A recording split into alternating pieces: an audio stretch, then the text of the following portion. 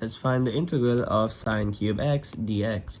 You might think that you can just write this as sine x the whole cubed, and you can take an integral using the exponent law and the reverse chain rule for integration. Well, this is wrong because we have sine x inside the cube. This is a trigonometric function and this is not compatible with the reverse chain rule. And that's why the best way to do this is use substitution.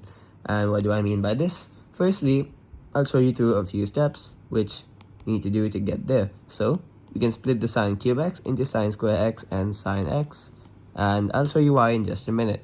So this sine square x can be written as 1 minus cos square x. So we get the integral of this times sine x dx.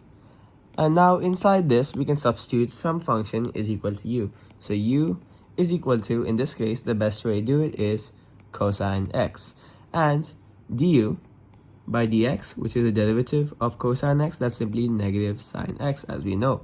And now we see a sine x dx over here. So if we take this dx, bring it here, so sine x dx, but this negative sign is there. So we multiply both sides by -1, and we get sine x dx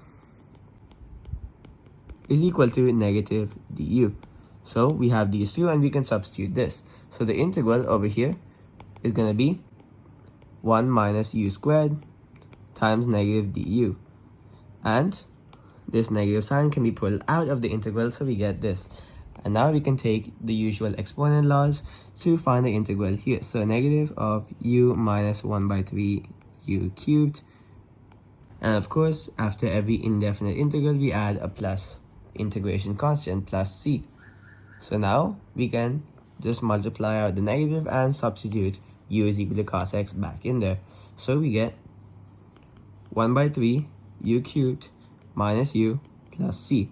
And now we can write this as 1 by 3 cosine cube x minus cosine x plus c, and this will be our final answer.